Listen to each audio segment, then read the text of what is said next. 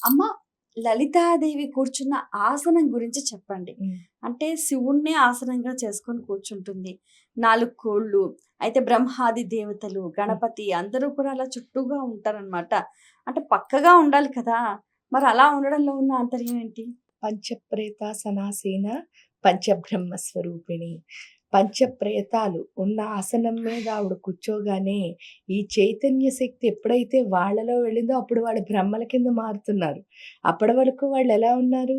శవాల కిందే ఉన్నారు. అందుకే శక్తి లేకపోతే శివుడు కూడా శివుడే. ఈ బ్రహ్మగా ఓహో! ఒక్కోడు అదా! బ్రహ్మ, ఆ! ఒక్కోడు విష్ణుమూర్తి, ఆ! ఒక్కోడు రుద్రుడు, ఒక్కోడు ఈశ్వరుడు. ఆ మధ్యలో బేస్ పలక ఏదైతే ఉందో అది సదాశివుడు.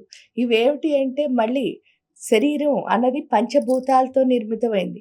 మీరొక్కసారి చూస్తే ఆ పంచభౌతీకరణమైన తత్వాలే ఇక్కడున్నవి. బ్రహ్మ భూమికధిపతి, నీటికధిపతి విష్ణుమూర్తి నారాయణుడు, రుద్రుడేమో అగ్నికధిపతి, ఈశ్వరుడు వాయువుకధిపతి, సదాశివుడు ఆకాశానికధిపతి. వాళ్ళందరిపైన కాలస్వరూపిణి కింద అమ్మవారుంది. మళ్ళీ మీకు ఇందులోనే చెప్తున్నా, దేశకాల పరిచ్ఛిన్న సర్వగా సర్వమోహిని. ఆ మోహనత్వాన్ని అంటే ఆ అందాన్ని చూడాలి అంటే మీరు దేశాన్ని, కాలాన్ని దాటితేనే ఈ అందం ఏమిటో అర్థమవుతుంది. ఇది బ్రహ్మ ఏం చేస్తారు అని ఒకసారి చూస్తే అంటే మనలో మూలాధార చక్రం ఏదైతే ఉందో ఆ ఆసనం గూడా మళ్ళీ ఎక్కడో లేదు. మూలాధారంలో బ్రహ్మగారున్నారు, స్వాధిష్టానంలో విష్ణుమూర్తి ఉన్నారు, మణిపురంలో రుద్రుడున్నాడు, అనాహతంలో ఈశ్వరుడు, స విశుద్ధిలో సదాశివుడు. ఇక్కడ ఆజ్ఞాచక్రానికొచ్చేసరికి లలితా పరమేశ్వరి. ఇదే ఆసనం. ఆ ఆసనం ఎక్కడుంది అంటే మన లోపలే ఉంది ఆ సింహాసనం. అందుకే సింహము అంటే అర్థం ఏమిటి అంటే హింస లేనిది అని అర్థం. హింస అంతా ఎక్కడుంది? ఇక్కడే.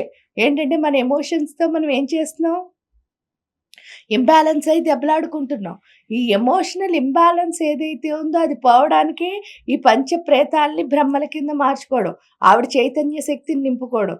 ఆవిడ చైతన్య శక్తి లేకపోతే ఏమవుతుందండి అంటారు. మూలాధారంలో ఉన్న బ్రహ్మ ఉంటారు. అక్కడ ఏమిటి అంటే అమ్మవారి చైతన్యం ఉంటే మనకి అంటూ ఒకటి పర్పస్ అంటే నేనెందుకు పుట్టాను అని మనకు అర్థమవుతుంది. అంటే ఈ భూమి మీదకి నేనొచ్చిన పర్పస్ ఏమిటి?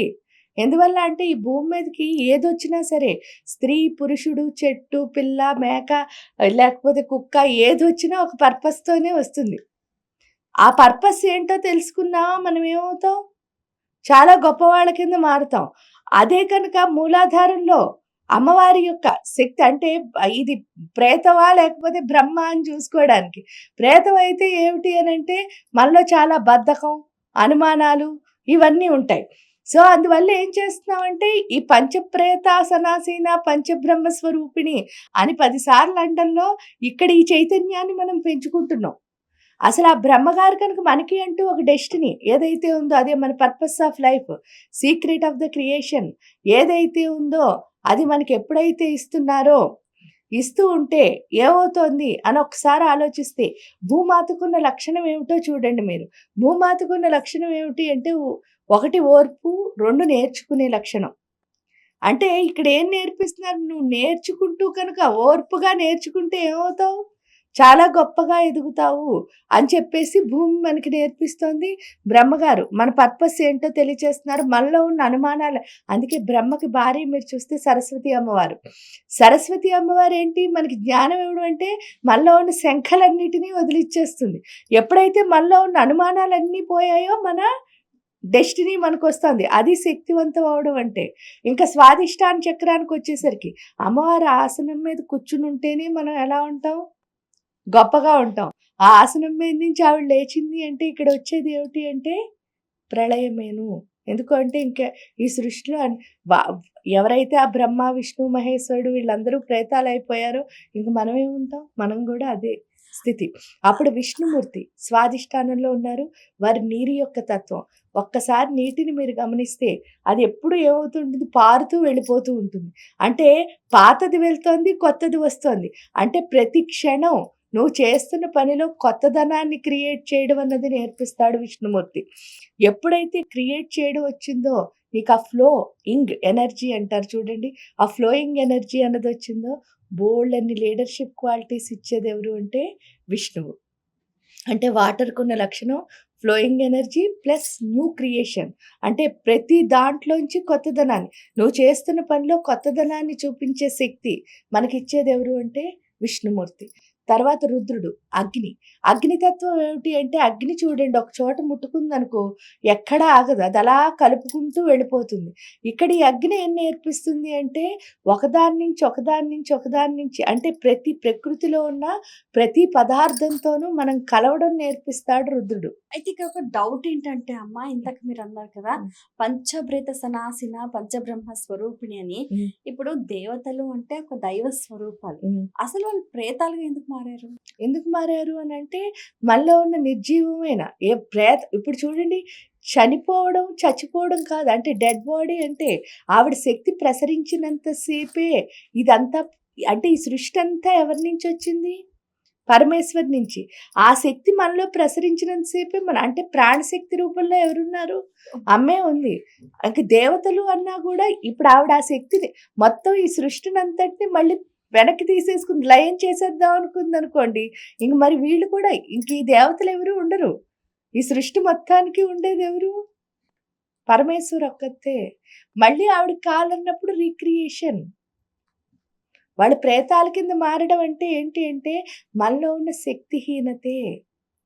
ఇప్పుడు శక్తిహీనత అని అంటే మనకి ఎలా శక్తిహీనత వస్తుంది అంటే చాలామంది ఏంటంటే బాగా తింటే శక్తి వస్తుంది అనుకుని తినేస్తాం. అంటే ప్రోటీన్స్, విటమిన్స్, కార్బోహైడ్రేట్స్, వాటి వల్ల శక్తి ఎంతసేపు వస్తుంది అని ఒక్కసారి చూసుకున్నాం అనుకోండి. ఖచ్చితంగా చూసుకుంటే ఏమవుతుంది అని అంటే మీరు ఇప్పుడు తిన్నారనుకో ఒక 2-3 గంటల్లో మళ్ళీ ఏమేస్తుంది? మళ్ళీ ఆకలేస్తుంది. అంటే మీకు దీనివల్ల శక్తి వస్తే మళ్ళీ ఆకలేస్తుందా? పడుకుంటే అనుకుంటారు వాళ్ళు. కానీ ఎంత ఎక్కువసేపు పడుకుంటాం అంత మళ్ళీ ఏమొస్తుంది? నిద్రే వస్తుంది. అంటే ఫ్రెష్ అవ్వటంలే. కానీ నిజంగా మీరు శక్తివంతం అవ్వాలి అంటే ఇక్కడ ఆత్మశక్తి అన్నదాన్ని పెంచుకోవాలి. ఆ ఆత్మశక్తిని పెంచుకోవాలి అంటే మనం ఎవరితో లింక్ అయి ఉండాలి? పరమాత్మతో. ఆ పరమాత్మతో లింక్ అవ్వడానికి మంత్రాలు ఏవైతే ఉన్నాయో అందుకని చెప్పేసినే ఆవిడ పంచప్రేతాసనాసీన పంచబ్రహ్మ స్వరూపిణి అని మనకి చూపించి ఆ తత్వం ద్వారా ఏమవుతుంది? మూలాధారంలో బ్రహ్మగారిని తెచ్చుకుంటున్నాం, స్వాధిష్టానంలో విష్ణుమూర్తిని తెచ్చుకుంటున్నాం, మణిపురానికి వచ్చేసరికి అగ్ని. ఆ అగ్ని ఏంటంటే ప్రతి ఒక్కదాంతోనూ కలవడం నేర్పిస్తుంది. మీరు ఎంత బాగా ప్రకృతి శక్తితో కలుస్తారో నాభి ద్వారా మీ ఆత్మలో ప్రకృతి శక్తి ఎప్పుడైతే కలవడం మొదలుపెట్టిందో మీలో ఉన్న శివతత్వం, ఆ రుద్రత్వం అన్నది పైకి లేస్తుంది. ఎప్పుడైతే ఆ రుద్రత్వం పైకి లేస్తోందో మీరు ఒక్కసారి ఆలోచిస్తే అగ్నికి ఇంకో లక్షణం ఉంటుంది. అందులో ఏది వేసినా సరే ఏమవుతూ ఉంటుంది? దాని రూపం చేంజ్ అయిపోతుంది. మీరు చూస్తే ఏదైనా వేయండి ఫైనల్‌గా బూడిదవుతుంది. అంటే ఇక్కడికి వచ్చేసరికి ఎప్పుడైతే మీలో ఆ శివతత్వం అన్నది పెరగడం మొదలుపెట్టిందో అప్పుడు మీ రూపం ఇది కాదు. అంటే నా స్వస్వరూపం ఇది కాదు. నా లోపల ఉన్న స్వరూపమే నా స్వరూపం అని అర్థమవుతుంది. అది అర్థమయ్యేటట్టు రుద్రుడి రూపంలో చేస్తుంది. అంటే ఇవన్నీ మళ్ళీ ఆవిడ ఆకారాలే ఒక రకంగా చెప్తే. ఆ తర్వాత కొంచెం పరిణితి చెందితే ఈశ్వరుడి కింద మారుతాం. ఈశ్వరుడు అంటే వాయుతత్వం. వాయుతత్వం అంటే ఏంటి అంటే వ్యాపించే లక్షణము. మనం ఏం చేస్తూ ఉంటాం? సృష్టి అంతా వ్యాపించడం ఎలా అసలు? అంటే ఈ సృష్టి అంతా వ్యాపించడం అంటే ఏమిటి? కీర్తి ప్రతిష్టలు అనుకోండి, లేకపోతే మనం చేస్తున్న పని స్ప్రెడ్ చేసుకుంటూ వెళ్ళడం. ఆ స్ప్రెడ్డింగ్ ఎనర్జీ అన్నది ఈశ్వరుడి వల్ల వస్తుంది. ఆ ఫైనల్లీ సదాశివుడు ఆయన ఏంటంటే మంచి కమ్యూనికేషన్ స్కిల్స్ ఇస్తాడు. మీరిప్పుడు మీకు జ్ఞానం రావడం ఒక ఎత్తు అయితే ఆ జ్ఞానాన్ని చెప్పగలగడం ఇంకో ఎత్తు. అవును. ఎందుకంటే ఆ జ్ఞానాన్ని అంటే చాలా మంది చూడండి, ఒక జ్ఞానం చెప్పాలనుకో దానికి బోల్డన్ని టెక్నాలజీ అంతా వాడితే మనలాంటి మామూలు మనుషులకు అర్థం అవ్వదు. మనం చెప్పి ప్రతి కమ్యూనికేషన్ ఎలా ఉండాలి? చాలా సింపుల్‌గా అందరికీ అర్థమయ్యేటట్టు ఉండాలి. ఆ సింప్లిసిటీ అర్థమయ్యే స్థితి ఎవరిస్తారు అంటే మన లోపల ఆకాశతత్వంలో ఉన్న సదాశివుడు. ఎందుకు ఆకాశం అంటే శూన్యం అంటారు కదా! ఆ శూన్యంలో ఆయన ఏం రాస్తే అదే పలుకుతుంది. కాబట్టి శివ ఏం రాస్తే ఆ మాటలే మంచిగా వస్తాయి. శివ అంటే మంచి అని అర్థం. ఓకే. అంటే మంచి మాటలొస్తున్నాయి. అప్పుడు కాలం ఇక్కడ ఎప్పుడైతే కాలస్వరూపిణిగా ఆవిడ కూర్చుంటుందో ఆ కాలం అంటే అర్థం ఏమిటి అనంటే ప్రెజెంట్ టెన్స్. అంటే మీరు ఎంత వర్తమాన కాలంలో ఉంటారో అంత మీరెలా ఉంటారు అంటే ఆనందంగా. అదే సర్వగా సర్వమోహిని అంటే ఆ మోహనత్వం అంటే అర్థం ఏమిటి అనంటే ఈ సృష్టిలో ఉన్న ప్రతి దాన్ని మీ దగ్గరికొచ్చిన ప్రతి దాన్ని మీరు ఎంజాయ్ చేయగలగడం. ఆనందపడ్డం. ఆ ఆనందం అన్నది ఎవరిస్తారు అంటే అందుకే ఆవిడ పేరేంటి లలిత. లలిత అన్న ఆవిడ మనకేమిస్తుంది అంటే హ్యాపీనెస్‌నిస్తుంది. అది పంచప్రేతాసనాసీన పంచబ్రహ్మ స్వరూపిణి అనంటే అర్థం.